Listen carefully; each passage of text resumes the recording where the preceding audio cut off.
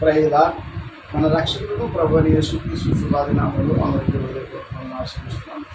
దైవ సేవకుడు గాలి గంగరాజు గారు స్థాపించినటువంటి బైబిల్ ఫౌండేషన్లో మరి వారు ఇచ్చినటువంటి 70 వచనాలు మా పాప కృపా సత్యసండి. ఆ తర్వాత నేను కూడా దైవ సేవకుడిగా నేను సేవకుడిని ఆ పట్టుదలతో ప్రభు సంఘంలో ప్రార్థన చేసినప్పుడు ఆ 70 వచనాలు కూడా ద్వారా నేను కూడా కనిపించడానికి ప్రభుత్వం కనిపించారు. వారు ఇచ్చినటువంటి యోహాను సువార్త 15వ అధ్యాయం 1 నుంచి 27 వచనాలు అద్భుతమైనటువంటి యేసు ప్రభు వారి యొక్క ప్రేమ సందేశాన్ని మరొకసారి నేను చూడగలిగాను. అదే రీతిలో కొరింథీ పత్రిక మొదటి 13వ అధ్యాయం 1 నుంచి 13 వచనాల్లో కూడా పౌలు చెప్తున్నట్లుగా ప్రేమ అన్నిటికంటే శ్రేష్టమైనదని మాట్లాడుతున్నట్లుగా అద్భుతమైనటువంటి సందేశాన్ని కూడా నేను ఆరోగ్యాన్ని పలుకుతుంది.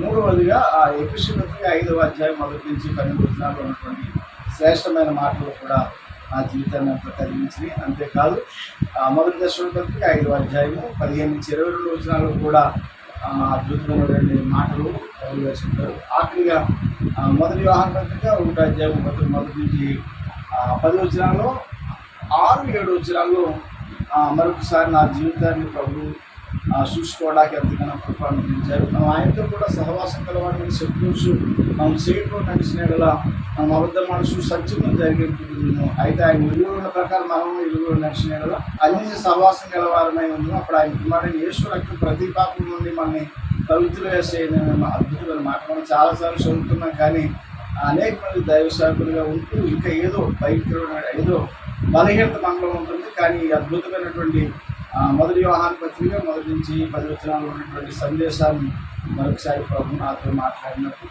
ఈ 70 వచనాలు నా హృదయం ఎంతో మంచిగా అనిపించింది. మళ్ళీ ఈ 70 వచనాలు దైవసేవకులు గాలి చెప్పడానికి సహాయం చేశారు. ఆ తర్వాత మా సంఘంలో కూడా 2 బిడ్డలు కూడా కండక్ట్ చేశారు. దైవసేవకులు మన ఈ ఆగస్టు నెలలో మరి మా దగ్గరికి వచ్చారు. ఈ 70 వచనాలు మీరు మాత్రమే కాక మరి ఇంకా అనేక మంది దైవ సేవకులు పరిచయం చేయని ఇంచుమించు 250 మంది దైవ సేవకులకి మరి దైవ సేవకులు గాలి గంగరాజు గారు ఈ 70 వచనాలు అందరికీ చెప్పినప్పుడు చాలామంది సంతోషించారు.